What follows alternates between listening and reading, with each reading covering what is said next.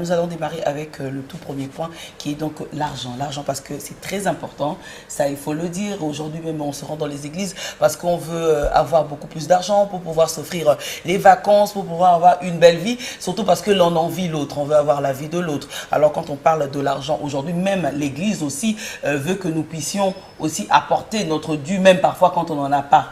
Qu'est-ce que vous dites par rapport à cela? Donc c'est un sujet déjà très épineux, hein, un sujet qui cause beaucoup de problèmes, c'est-à-dire l'argent. L'argent et l'église, l'argent dans les églises, l'amour de l'argent. Alors on peut prendre un passage dans Matthieu chapitre 6, verset 24. Matthieu chapitre 6, verset 24. Nul ne peut servir deux maîtres, car ou il haïra l'un et aimera l'autre, ou il s'attachera à l'un et méprisera l'autre. Vous ne pouvez servir Dieu et Mammon. Alors Mammon ici, c'est Mammonès en grec, qui donne en français richesse. Donc, le Seigneur Jésus-Christ enseignait aux apôtres qu'ils ne pouvaient pas servir deux maîtres. Donc, il présente Mammon, donc l'argent, la richesse, comme étant aussi, donc l'argent, un maître qui est servi, qui peut être aussi servi par des chrétiens. Et c'est le cas, malheureusement, dans beaucoup d'églises où l'on voit des pasteurs, des chrétiens, servir non plus Jésus, mais l'argent. Mais ils se servent de la Bible. Ils se servent de Jésus-Christ, qui est devenu un nom qui fait, n'est-ce pas, qui fait vendre. Donc du coup, ce n'est plus le Seigneur qui est invoqué, qui est servi. Et beaucoup de chrétiens croient servir Dieu, alors qu'ils servent, n'est-ce pas, Mammon. Et maintenant, à cause de l'amour de l'argent, de beaucoup de chrétiens, de beaucoup de pasteurs, on exige un impôt qu'on appelle la dîme chaque mois que des chrétiens doivent payer aux pasteurs. Mais c'est bien normal, puisque c'est ce que nous savons tous.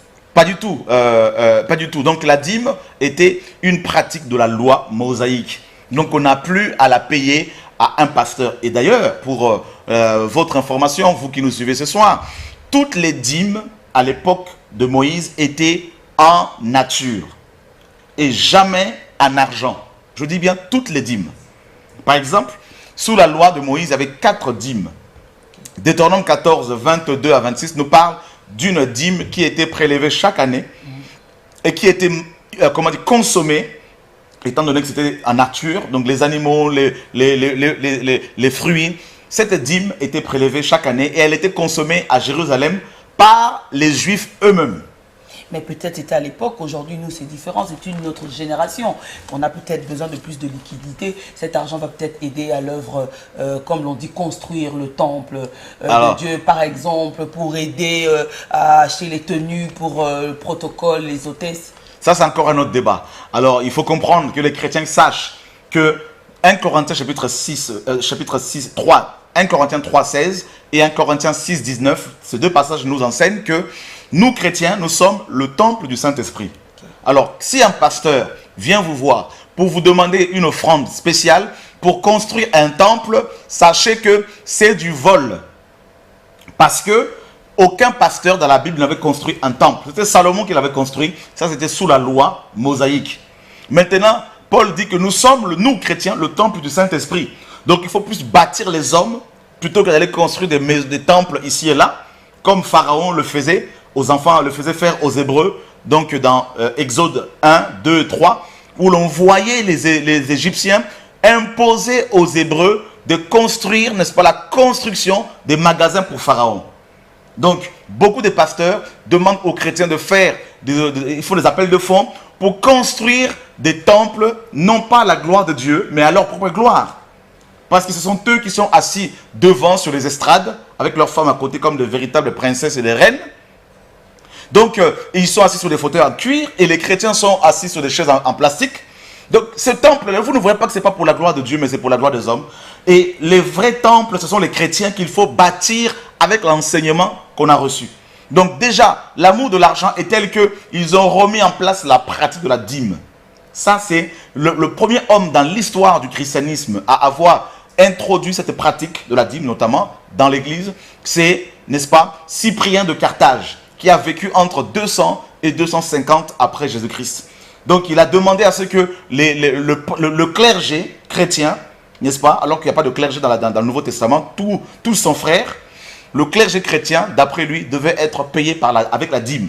Donc il a remis à l'ordre du jour la pratique de la dîme. Et beaucoup de chrétiens se sentent condamnés parce qu'ils ne peuvent pas la payer. Mais aujourd'hui, dans les églises, quand on demande la dîme, ce n'est pas seulement pour ceux qui travaillent. En fait, on distribue des enveloppes pour tous ceux qui sont présents. Donc, on doit prendre l'enveloppe et puis pour revenir, verser le 1/10. Et donc, avant déjà de revenir à l'idée que ce n'est pas normal, mais quand on revient, on parle de la dîme. Est-ce que la dîme, elle doit être rendue pour tout, c'est-à-dire tous les croyants, ou spécialement ceux qui travaillent seulement? Déjà, la dîme, elle est caduque. C'est une pratique de la loi. Comme je disais, Deutéronome 14, 22 à 26 nous parle de la dîme qui était prélevée chaque année. Oui. Elle était consommée par les Hébreux eux-mêmes, et très peu de chrétiens le savent. La deuxième dîme, elle était donnée aux pauvres, veuves et étrangers, donc orphelins également. Elle était prélevée tous les 3 ans. La troisième dîme, c'est la dîme que le peuple payait aux Lévites tous les 3 ans, selon Deutéronome 14, 22 là-bas, et Lévitique 18, à partir du verset 26 là-bas. Et la quatrième et la dernière dîme, c'est la dîme de la dîme que les Lévites donnaient aux sacrificateurs. Et c'est la dîme de la dîme qui était réclamée dans Malachie 3.10. C'est-à-dire, cette dîme-là, la dîme de la dîme, elle était apportée au temple, à la maison du trésor. Dans le temple de Jérusalem, seuls les sacrificateurs y travaillaient. Or, aujourd'hui, tous les chrétiens sont sacrificateurs, et ils sont sacrificateurs de leur propre temple, et ils sont eux-mêmes les sacrifices qu'ils doivent s'offrir à Dieu. Donc ce que Dieu veut d'abord, ce n'est pas l'argent, c'est nos vies, nos cœurs. C'est ce qu'il faut que ces pasteurs enseignent aux chrétiens. Mais on nous demande de venir donner dans la maison de Dieu et cela nous sera rendu en multiplication. C'est faux. Et la maison de Dieu selon Hébreux, justement, Hébreux chapitre 3, je vais le lire. La maison de Dieu, ce n'est pas ce bâtiment que des pasteurs construisent. Ce ne sont pas ces bâtiments, ce sont les chrétiens. La Bible nous dit dans Hébreux 3, 4 à 5, « Chaque maison est construite par quelqu'un, mais celui qui a construit toute chose, c'est Dieu. Pour Moïse, il a été fidèle dans toute la maison de Dieu comme serviteur pour rendre témoignage de ce qui devait être annoncé. Mais Christ l'est comme fils sur sa maison. Et sa maison, c'est nous. » C'est terrible ça. Donc la maison de Dieu, ce n'est pas ce bâtiment où des chrétiens vont se rendre tous les dimanches. C'est leur propre corps.